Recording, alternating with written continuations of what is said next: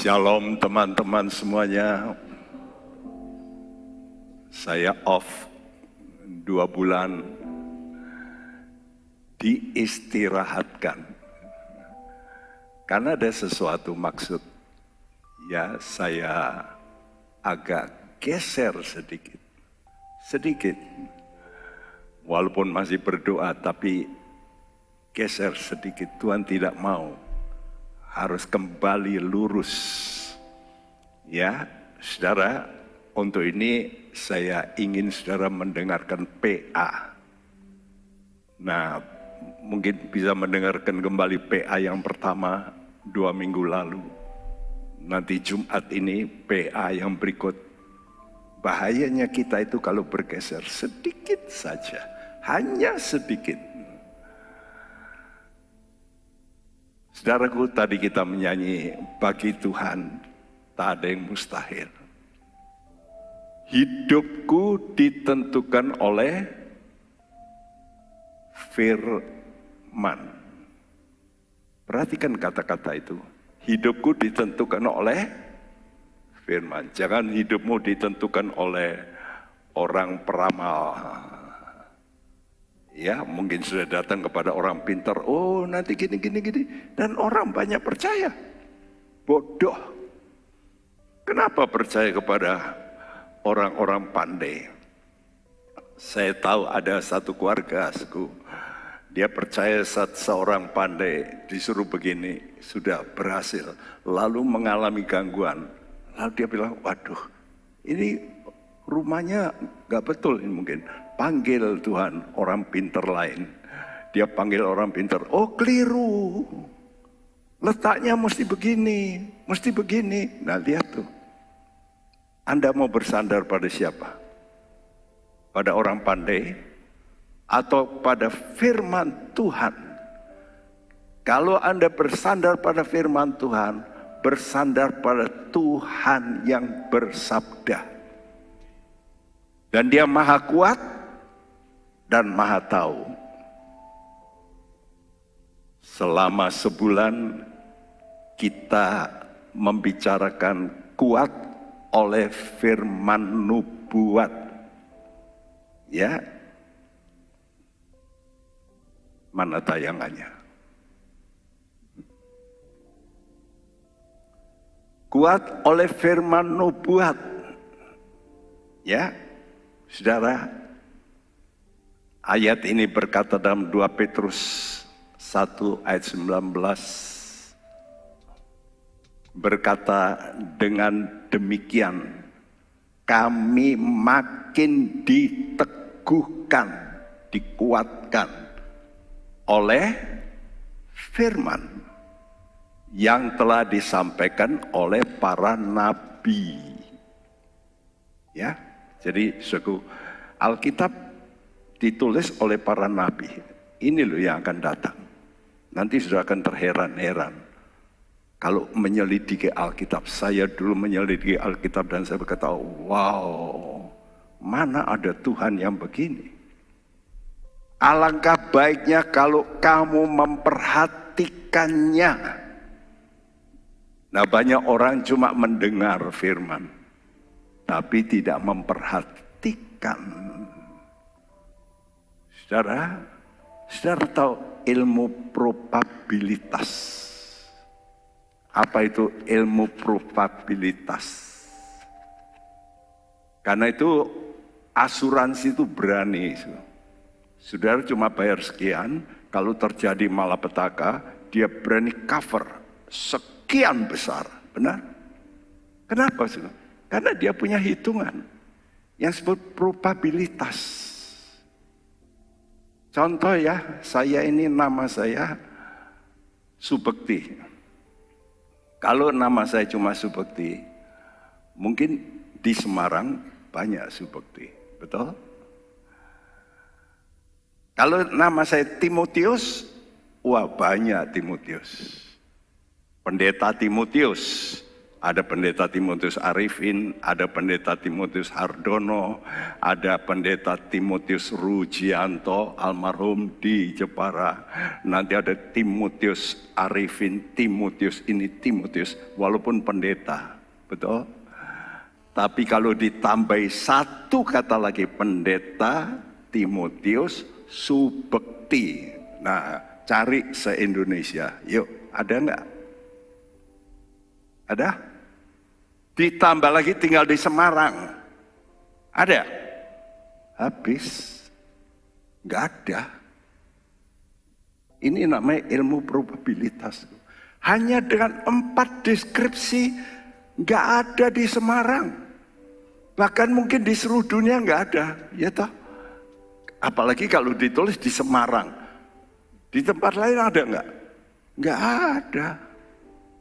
Nah, Tuhan Yesus itu nubuatnya 300 lebih.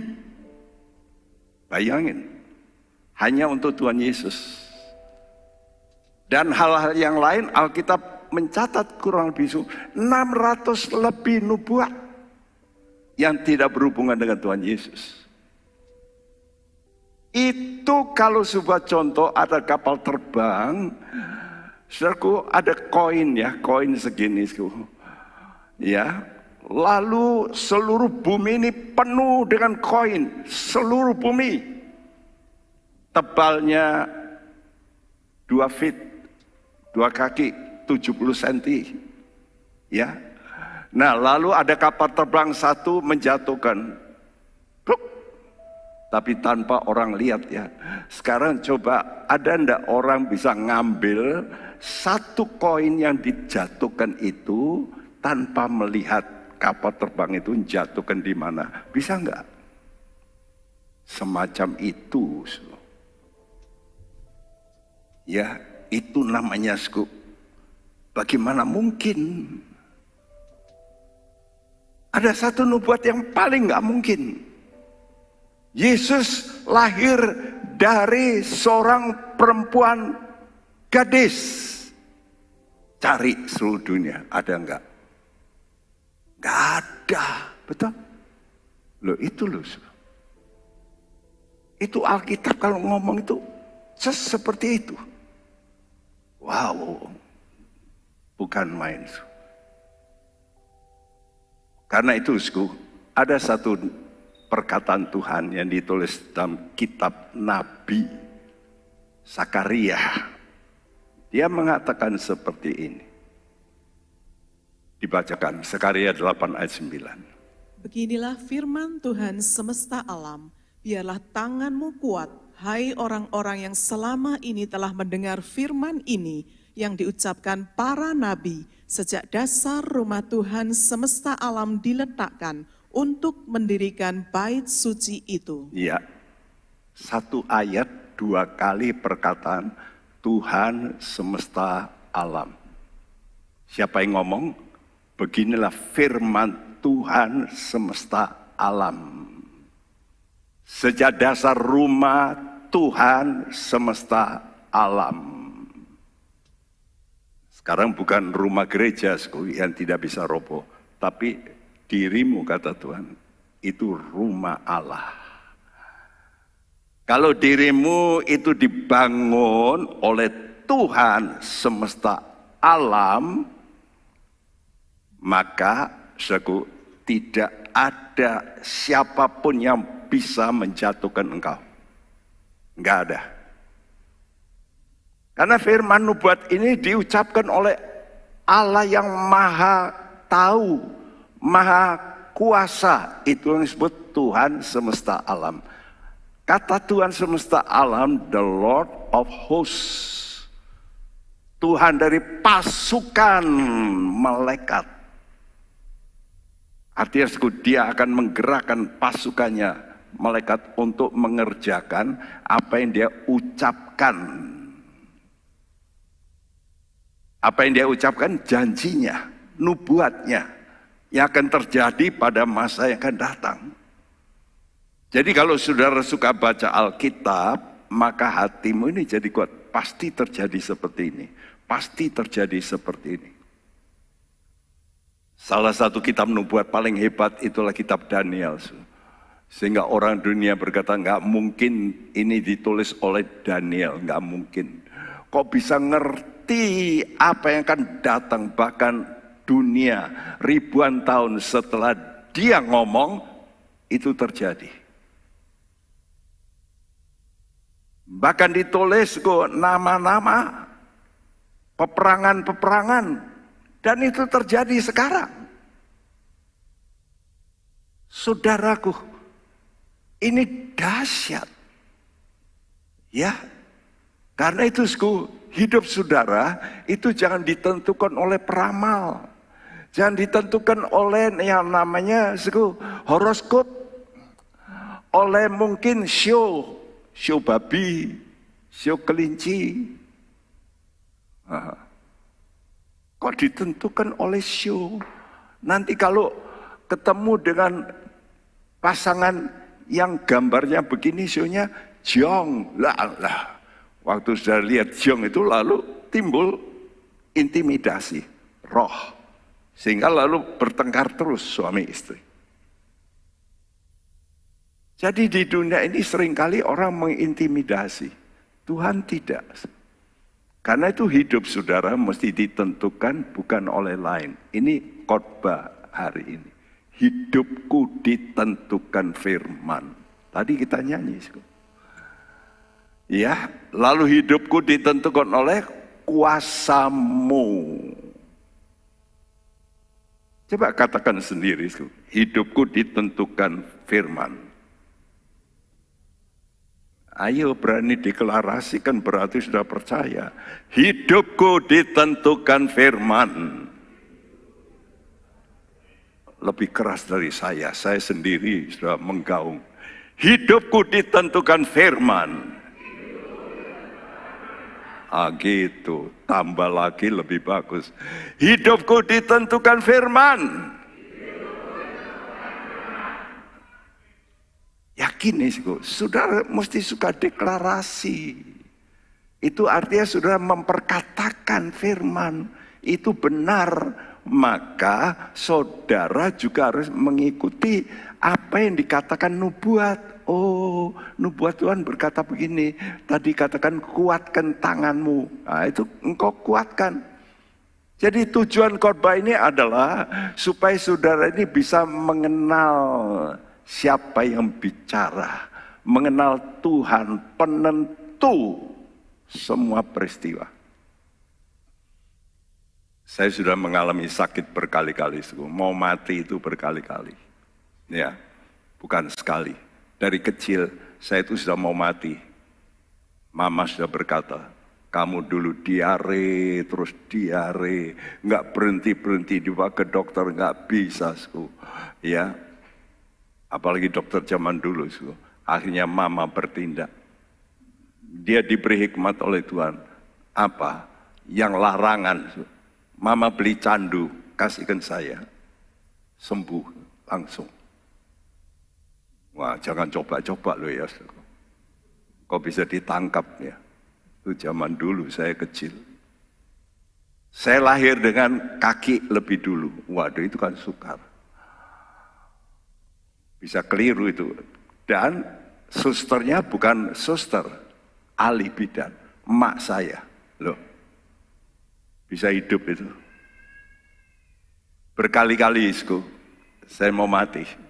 Jantung saya dulu waktu muda sudah klok karena makan obat terlalu keras. Ya, setahun terus keringat dingin.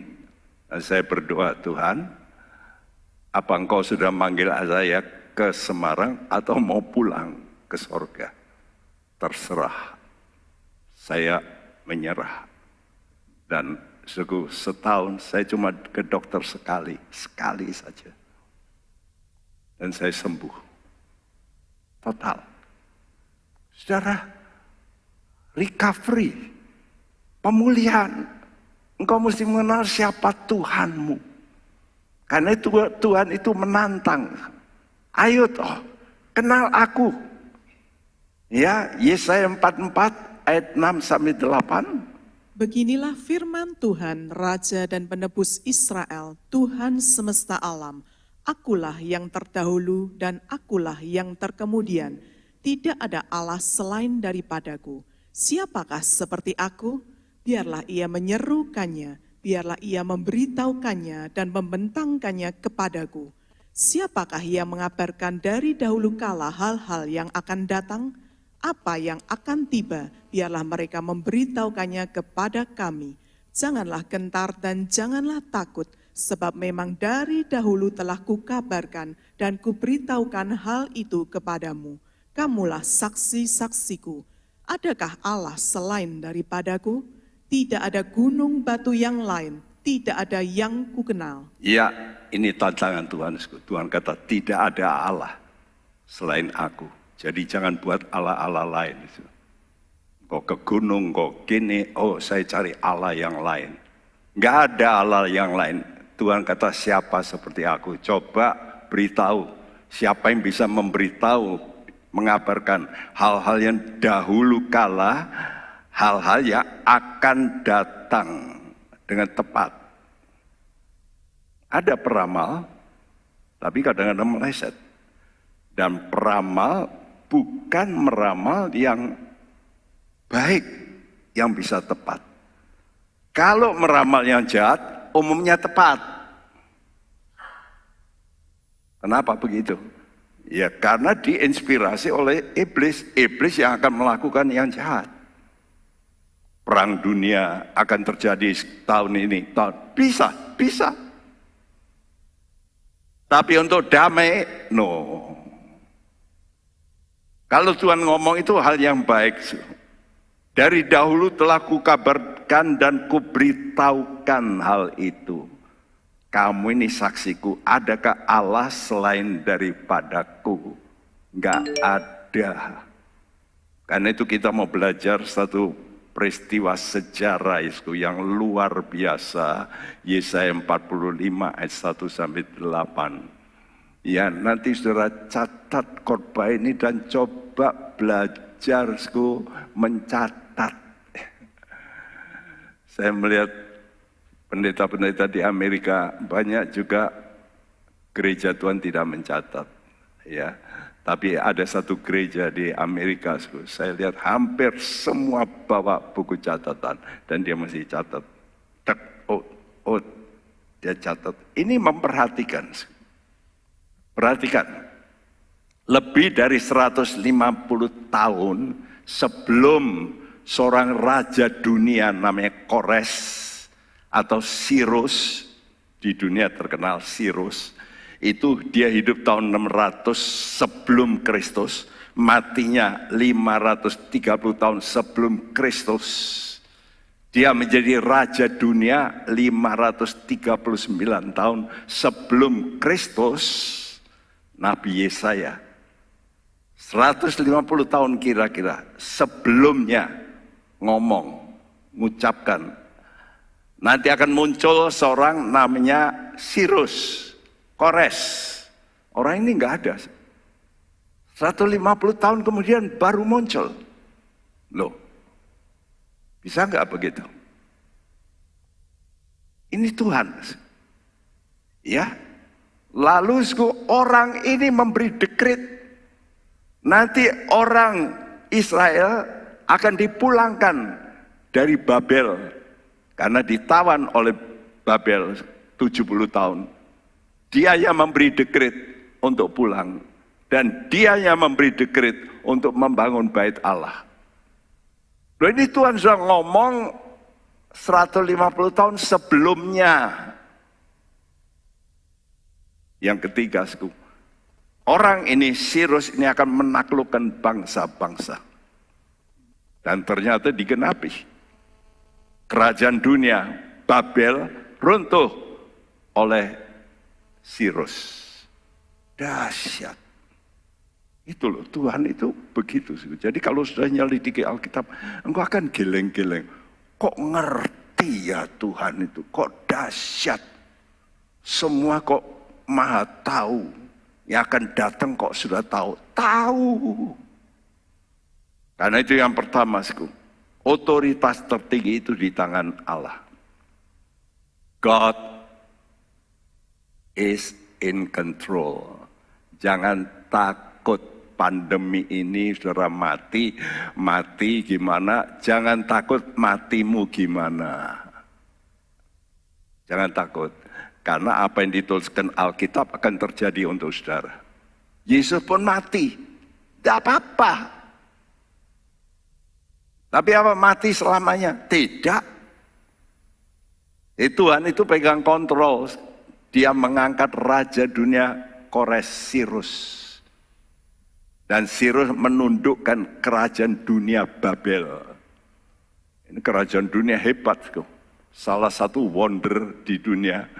Ya, salah satu keajaiban dunia itu adalah taman gantung. Jadi dulu ada taman di atas gedung. Itu dibuat oleh Raja Babel. Temboknya itu bisa untuk kuda. Jadi keliling. Untuk inspeksi itu pakai kuda. Bayangin temboknya tebalnya seberapa. Ya, enggak mungkin musuh bisa ngalahkan. Luar biasa. Coba kita membaca Yesaya 45 ayat 1 dan 2. Beginilah firman Tuhan, inilah firmanku kepada orang yang kuurapi, kepada Kores yang tangan kanannya kupegang, supaya aku menundukkan bangsa-bangsa di depannya dan melucuti raja-raja, supaya aku membuka pintu-pintu di depannya dan supaya pintu-pintu gerbang tidak tinggal tertutup. Aku sendiri hendak berjalan di depanmu dan hendak meratakan gunung-gunung, hendak memecahkan pintu-pintu tembaga dan hendak mematahkan palang-palang besi. Iya, Raja Kores diurapi Tuhan. Nanti sudah heran loh, ini orang kafir kok diurapi Tuhan. Diurapi, artinya dilantik oleh Tuhan. Dan waktu dia dilantik, Tuhan berjanji, aku menundukkan bangsa-bangsa. Aku membuka pintu-pintu gerbang yang tertutup. Aku sendiri akan berjalan di depan. Dia berjanji 3 perkara ini. Jadi kalau begitu, seorang pimpinan negara itu sebenarnya sudah ditetapkan oleh Tuhan. Bukan kebetulan presiden kita ini jadi presiden. Oh, ini karena rakyat memilih. No.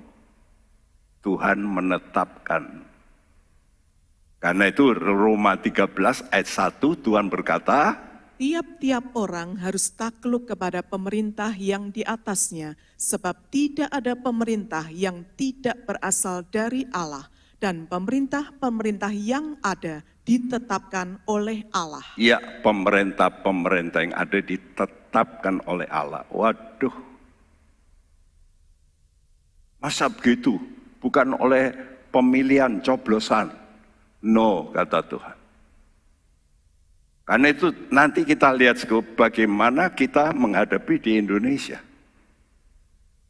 Ya, bagaimana caranya. Jadi sebagai warga negara, umat Tuhan ini harus mendoakan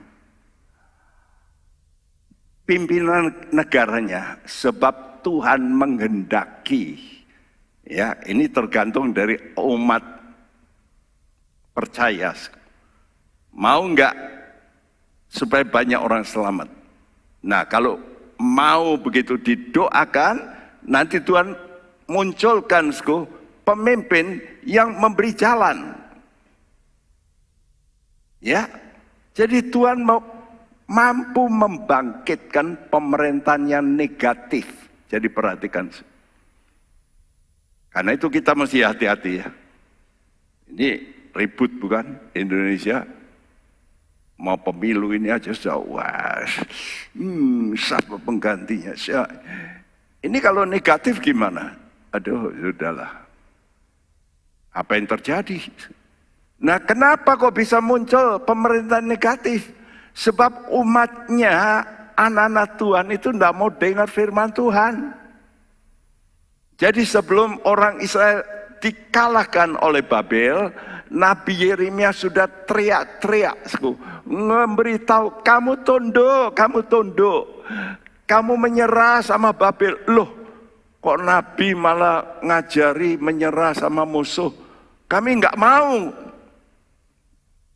Apa kata Yeremia? Tunduk supaya kamu selamat. Kenapa tunduk? Karena mereka jatuh dalam dosa. Jadi Tuhan mau menghajar, ngerti? Kenapa muncul pemerintahan negatif? Karena umat Tuhan tidak mau tobat, tidak mau tunduk. Karena itu kita sekarang mesti belajar berdoa. Kalau bisa berpuasa untuk negara kita. Nah kalau Tuhan lihat, orang-orang percaya di Indonesia ini kok benar-benar mau mengikuti aku. Tuhan akan selamatkan bangsa kita. Pasti. Ya, jadi Tuhan tundukkan waktu itu oleh Raja Babel. Tapi karena Babel sombong, Tuhan tumbangkan, ganti Persia, Kores tadi. Nah, Tuhan bisa melakukan yang positif. Kenapa? Karena ada sisa umatnya. Selalu kalau sudah baca Alkitab, remnant. Tuhan tidak urusan dengan banyak orang Kristen, no. Tuhan urusan dengan sekelompok orang Kristen yang sungguh-sungguh.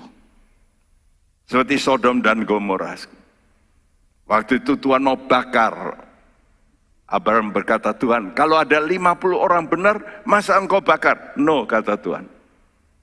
Waduh. Apa ada ini 50? Dia kurangi. Tuhan, kalau 45 gimana? Kurang cuma 5. Tidak. Loh. Dia makin berani. Tuhan, kalau cuma 40 gimana? Tidak. Kalau 30 gimana? Tidak. Kalau 20 gimana? Tidak. Kalau 10 gimana? Tidak. Terus Tuhan pergi. Berarti kalau saat itu ada 10 orang, Sodom selamat. Tapi nggak ada. Nggak ada. Jadi Tuhan itu melakukan yang positif kalau umat Tuhan yang benar-benar, yang disebut sisa, artinya remnant, yang nanti ada yang dibiarkan oleh Tuhan. Nah yang sisa ini Tuhan pelihara. Nah orang-orang yang sisa di Babel, yang taat pada Tuhan, itu lalu tinggal di Babel, ditawan 70 tahun. Mereka satu kali menangis, bertobat, mereka lalu menyanyi, lalu mereka ingat Sion, Yerusalem. Wah, Tuhan kata ini, kelompok ini, ada orang ini. Oke, kalau begitu aku munculkan sekarang Raja Kores untuk membebaskan kamu. Begitu loh caranya Tuhan. Tadi kita katakan Kores, kata firman Tuhan, kuurapi. Aneh ya, orang kafir kok dilantik oleh Tuhan dengan urapan. Perhatikan pengurapan berarti pelantikan untuk punya otoritas. Karena punya otoritas, maka Kores dapat menang. Karena Tuhan, apa? Aku menundukkan bangsa-bangsa, dan buktinya kerajaan Babel yang kokoh runtuh. Runtuhnya gimana? Tadi Tuhan kata, aku membuka pintu-pintu. Loh ini pintu gerbangnya, saudaraku, yang punya Nebukadnezar, Babel itu kuatnya bukan main. Tapi kenapa kok bisa kalah? Ternyata Tuhan membuat semua penjaga pintu tidur. Lu coba kalau nggak tidur mana bisa? Tidur. Nyenyak. Maka kerajaan Persia masuk. Karena mereka tidur. Siapa yang membuat? Tuhan. Loh, ini fakta sejarah loh. Kok bisa kalah itu kenapa? Karena yang menjaga tidur. Simple. Tuhan kalau membuat itu simple. Aku sendiri akan berjalan di depanmu. Tuhan menyertai, sehingga menghancurkan semua hambatan. Karena itu yang pertama kesimpulannya, ketahui Allah turut bekerja dalam hidup Anda. Yakin? Katakan, Allah akan bekerja dalam hidupku. Allah akan bekerja dalam hidupku. Asal sudah nurut sama Tuhan, pokoknya Tuhan akan atur. Tuhan akan ikut tangani hidupmu. Jangan khawatir, jangan takut. Ketahui Allah turut bekerja dalam hidup Anda. Haleluya. Nah sekarang yang kedua, maksud Tuhan memberkati Indonesia. Aneh ya, kok nggak ada presiden yang bisa seperti ini? Kok diberkati aneh-aneh gitu? Langsung naik, bisa masuk G20. Wih, Indonesia itu, waduh, selalu buntut, betul nggak? Dulu-dulu, kok bisa krut? Lu kok bisa begitu? Why? Sama dengan Kores. Yesaya 45 ayat 3 dan 4. Aku akan memberikan kepadamu harta benda yang terpendam dan harta kekayaan yang tersembunyi, supaya engkau tahu bahwa akulah Tuhan, Allah Israel, yang memanggil engkau dengan namamu. Oleh karena hambaku Yakub dan Israel, pilihanku, maka aku memanggil engkau dengan namamu, menggelari engkau sekalipun engkau tidak mengenal aku. Nah, alasan apa toh Tuhan itu kok mengurapi Kores, lalu bisa menang, lalu oleh karena menang, dia rampas kekayaan, sehingga harta benda yang terpendam, harta kekayaan yang tersembunyi, itu bisa jatuh ke tangan Kores. Why? Dalam ayat 4, di sini kata, oleh karena hambaku Yakub dan Israel, pilihanku. Saya bacakan dari bahasa Inggris. For the sake of Jacob, my servant, and of Israel, my chosen, I've called you by your name. Jadi ada alasannya, suku. Kenapa kok raja ini muncul? For the sake of Jacob, my servant. Untuk kepentingan Yakob, hambaku. Ingat, suku. Kalau kita anak-anak Tuhan di Indonesia, benar-benar mencari Tuhan, benar-benar tobat demi kepentingan anak-anak Tuhan di Indonesia, Tuhan akan melakukan yang luar biasa untuk Indonesia. Amin. Mungkin Jokowi diganti, Tuhan bisa bangkitkan yang lebih hebat. Bagi Tuhan gak ada yang mustahil. Siapa yang nyangka dulu ini wali kota Solo kok iso gini? Betul nggak? Lihat gambarnya dia waktu kecil, waktu lulus ya seperti itu. Kok bisa begitu ya? Kenapa sih? Karena umatku. Karena itu saya juga ikut kalau Sabtu dan hari-hari lain ikut jaringan doa. Saya ikut juga jaringan doa seluruh Indonesia. Saya juga berdoa di situ. Saya juga salah satu penasehat di situ. Ikut berdoa, mendoakan Indonesia. Sudah perlu. Jangan menjadi anak Tuhan yang cuma datang ke gereja, wah korbannya api ya. Tapi sudah tidak punya hati. Kalau Anda menjadi seorang yang diurapi seperti Kores, maka saudara akan diberi sarana untuk melakukan tugas yang diamanatkan. Ya seperti saya dibawa ke Semarang, saya juga enggak bawa apa-apa. Kok bisa bangun gedung begini? Ya karena Tuhan kumpulkan saudara, anak-anak Tuhan. yang punya hati. Betul nggak? Saya nggak mungkin. Kok bisa ya? Bisa.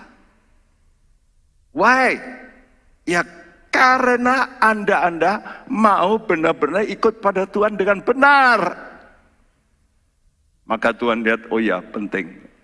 Karena gereja ini juga membantu banyak cabang-cabang. Wah, ini aku senang. Karena itu saudara, kok lu uangi kita gereja kok dibawa keluar pulau untuk bangun ini. Lah itu Tuhan senang kok. Jadi Anda mesti support. Wah, kok bangun sekolah, apa urusannya? Mau di sini dihebatkan. Nah, sekolah untuk apa? Tuhan senang mendidik anak-anak. Nah, tugas ini diberikan dalam hati Raja Koresku. Tidak perlu dibacakan, sku. Ada surat dalam Esra 1 ayat 1 dan 2, sku. Pada tahun pertama dia naik menjadi raja, sku. Tuhan menggerakkan hati Kores. No.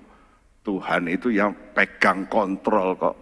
Ya, untuk menggenapkan firman yang diucapkan Nabi Yeremia. Ya, bahwa setelah 70 tahun ditawan di Babel, maka nanti akan muncul seorang raja. Ya, ayat 2 saja dibacakan, ayat 2.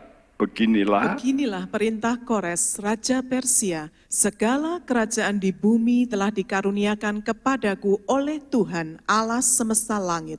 Ia menugaskan aku untuk mendirikan rumah baginya di Yerusalem yang terletak di Yehuda. Ya, Tuhan bisa menggerakkan hati raja dunia untuk berbuat ini. Aneh bukan? Tuhan bisa melakukan yang di luar akal. Dan oleh karena dia menang, dia mendapat jarahan yang begitu besar, yang membuat rakyat ini berlimpah kekayaan. Waktu mereka pulang, orang-orang Israel, mereka dikasih barang-barang oleh rakyat. Dan bukan hanya oleh rakyat, raja nyiapkan semua kebutuhan untuk bangun rumah Allah. Ya, bahkan atas perintah Kores saya tuliskan perlengkapan rumah Tuhan yang pernah dirampas oleh Babel, dipakai untuk minum-minum pesta.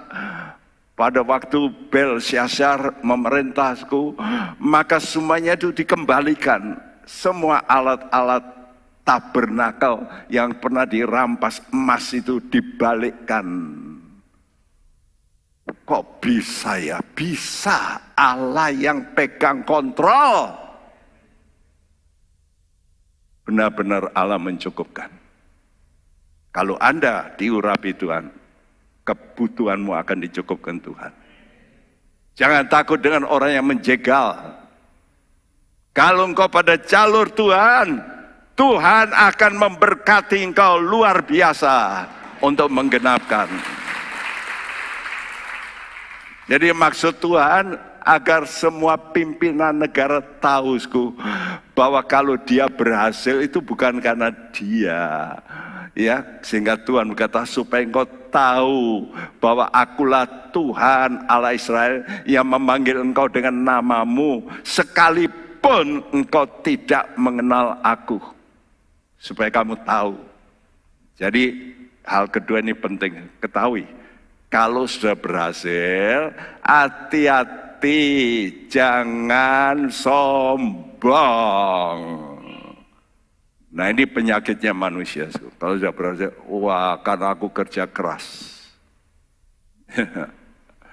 Sudah kerja keras, mana lebih keras dengan kuli-kuli itu? Sudah lihat kuli-kuli, tukang-tukang, lebih keras dari saudara. Kerja keras bukan berarti pasti berhasil. Ya. Jadi ini pesan Tuhan kalau kita berhasil, awas jangan sombong. Jadi segala yang ditetapkan Tuhan itu terkait dengan maksud Allah terhadap umatnya. Oleh karena hambaku Yakob, for the sake of my servant. Ya, untuk kepentingan hambaku Yakob, aku memanggil engkau.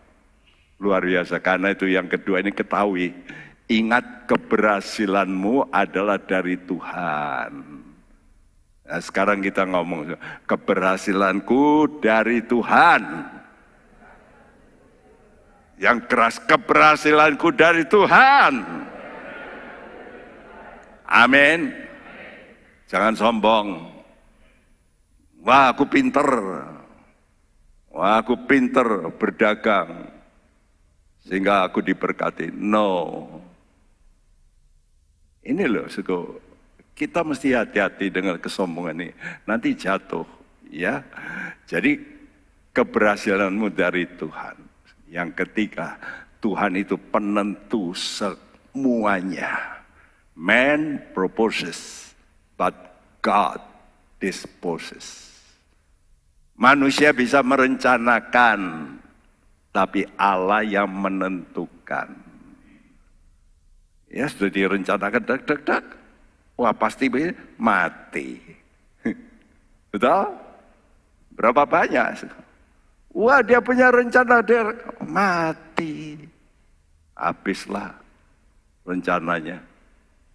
Saudara, karena itu Yesaya 45 ayat 5-8 berkata, Akulah Tuhan dan tidak ada yang lain, kecuali aku tidak ada Allah. Aku telah mempersenjatai engkau, sekalipun engkau tidak mengenal aku, supaya orang tahu dari terbitnya matahari sampai terbenamnya, bahwa tidak ada yang lain di luar aku. Akulah Tuhan dan tidak ada yang lain, yang menjadikan terang dan menciptakan gelap, yang menjadikan shalom dan menciptakan nasib malang. Akulah Tuhan yang membuat semuanya ini. Ini kata Tuhan, aku Tuhan, tidak ada yang lain. Akulah Tuhan, tidak ada yang lain, 2 kali. Yang menjadikan terang dan menciptakan gelap. Bahasa Inggris berkata, I create darkness. Kata mencipta itu berarti dari yang nggak ada jadi gelap. Dari yang tidak ada gelap jadi terang. Itu Tuhan. Yang menjadikan shalom. Bahasa Indonesia nasib mujur, bejo. Karena itu anak-anak atau orang tua kepingin anaknya bejo dikasih nama bejo. Hidupnya bejo, ora bejo. Nama boleh bejo. Hartono pasti kaya? Tidak juga. Untung kalau Hartono terus kaya, nah, bejo namanya. Tapi ingat, Tuhan itu create. Kata create itu bara. Ex nihilo, dari yang tidak ada jadi ada. Oh, kalau gitu Tuhan menciptakan evil. Bahasa Inggris kata, ya, God create evil. Saya dulu baca ini, mana ya? Tuhan kok menciptakan kejahatan, nasib malang. Kalau gitu Tuhan ini jahat ya. Nanti dulu. Ya. Ini ayat yang 7, ayat 8. Hai langit, teteskanlah keadilan dari atas, dan baiklah awan-awan mencurahkannya. Baiklah bumi membukakan diri dan bertunaskan keselamatan, dan baiklah ditumbuhkannya keadilan. Akulah Tuhan yang menciptakan semuanya. Akulah Tuhan yang mencipta. Ya, pernyataan akulah Tuhan dan tidak ada yang lain diulang-ulang dalam pasal ini itu 9 kali. Supaya orang tahu dan Raja Kores tahu segala terjadi itu karena Tuhan yang melakukan. Baik yang positif Tuhan melakukan atau yang negatif. Kenapa? Tuhan mengizinkan. Perhatikan ya. Kalau ada yang negatif itu bukan berarti Tuhan yang create. Tuhan memang create malaikat. Lalu dia jadi iblis. Loh, apakah Tuhan itu mencipta iblis? Enggak. Tuhan mencipta malaikat baik, lalu jadi iblis. Tapi Tuhan tetap berkata, I create evil. Kenapa sih? Ya karena dari Tuhan asalnya. Tapi bukan dia, karena kebebasan. Karena manusia itu punya hak kebebasan memilih. Karena itu Tuhan izinkan terjadi ini, terjadi itu yang buruk. Jadi kalau sekarang manusia nggak sadar sudah merendahkan diri untuk mencari Allah yang benar, coba lihat aja alam ciptaan ini loh. Mazmur 19 ayat 2 berkata, Langit menceritakan kemuliaan Allah dan cakrawala memberitakan pekerjaan tangannya. makanya kalau sudah lihat alam langit ini, aduh kok bisa gini ya, waduh kok bisa terjadi begini ya, luar biasa. Coba planet-planet yang ada di bumi kita ini ada ya Mercury dan Saturnus, ya lalu Plato dan sebagainya. Itu 9 planet yang mengitari matahari ini, kok bisa ngitari terus ya? Kok enggak tabrakan gitu loh. Kok bisa teratur ini loh. Ya, jari sidik ini loh, cari jutaan orang, miliaran orang. Ada yang sama? Enggak ada. Loh kok bisa ya garis-garisnya? Coba sudah gambar, bisa sampai jutaan. Kok bisa ya Tuhan? Ya, kan itu Allah itu murka dalam Roma 1. Allah itu murka karena manusia itu lalim, tidak mau percaya. Ya, mereka itu sebetulnya dapat tahu tentang Allah. Dari mana yo? Dari ciptaannya ini loh, hasil karyanya itu. Sebab apa yang tidak nampak dari Tuhan dan kekuatannya, itu nampak keilahiannya dalam pikiran dari karyanya. Saya lihat anjing, kadang-kadang kok aneh ya, bisa begini, bisa gitu. Nah itu Tuhan yang mencipta. Wih. Nah, ayat ini dikunci dalam Roma 1, sehingga mereka tidak dapat berdalih. Nanti kalau ada orang, Tuhan aku nggak ngerti kalau ada Allah semacam begini. Nonsens kata Tuhan. Apa kamu nggak tahu alam ciptaan ini? Saya dulu debat sama orang pandai, lulusan Universitas Hong Kong. Saya kunjungi berkali-kali, dia tetap tidak mau percaya. Oke, saya kunjungi, saya ngomong lagi. Akhirnya dia keok. Oke, saya sekarang percaya Allah ada. Tapi aku nggak percaya Yesus itu Allah. Nah sudah. Jadi sudah terbuka pikirannya Allah ada. Itu orang ateis ini. Saya berkata coba kamu lihat pohon-pohon itu loh. Ada enggak daun yang sama?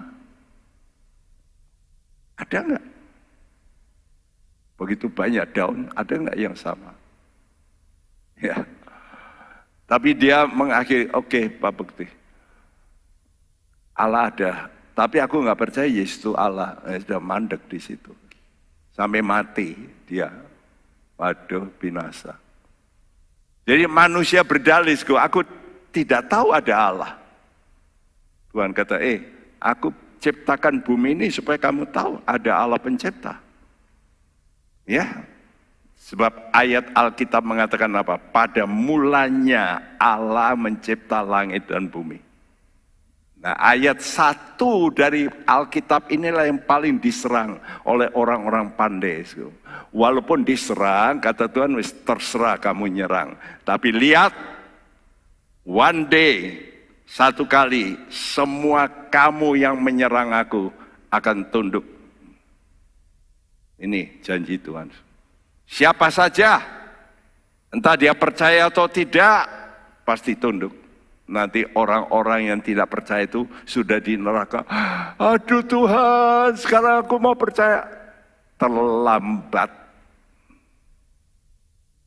So ini kata Tuhan dalam Filipi 2 ayat 10 dan 11. Supaya dalam nama Yesus bertekuk lutut segala yang ada di langit dan yang ada di atas bumi dan yang ada di bawah bumi, dan segala lidah mengaku Yesus Kristus adalah Tuhan bagi kemuliaan Allah Bapa. Ya, satu kali Tuhan kata segala lutut akan bertelut, segala lidah akan mengaku betul Yesus itu Tuhan.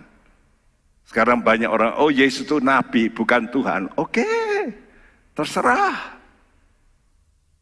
Pilihan manusia. Tapi satu kali, semua lutut kata Tuhan. Pasti, oh iya ya. Wah ya, waduh. Dulu aku gak mau percaya. Kata Tuhan, iya. Kok dulu kamu gak percaya? Terlambat. Berbahagia kita. Yang sekarang percaya Allah ada.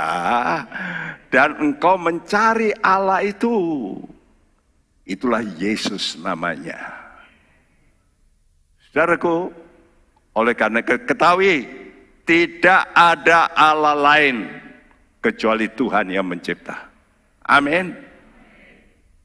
Tidak ada Allah lain kecuali Sang Pencipta.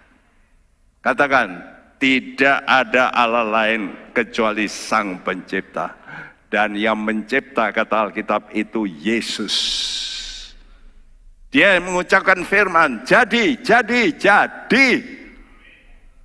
Jadi dengan firman nubuat, Anda akan tahu, ada satu janji yang terpenting. Sekarang ini saya close. Apa? Anda semua akan dibangkitkan. Kalau mati, nanti dari antara orang mati, saudara bangkit lebih dulu. Jadi jangan bangkit bersama-sama semua orang mati, jangan. Semua orang masih mati, sudah bangkit.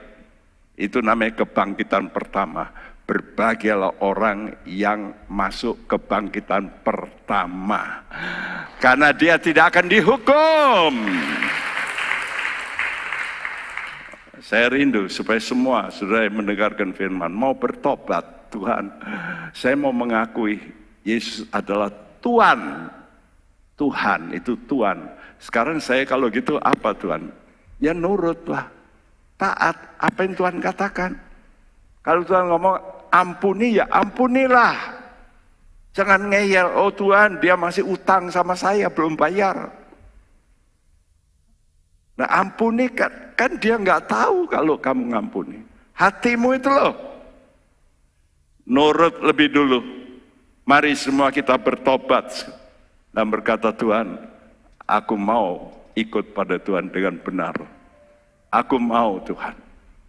Ku yakin saat kau berfirman. Mari kita mau berdiri. Kita nyanyikan nyanyian ini lagi dengan keyakinan.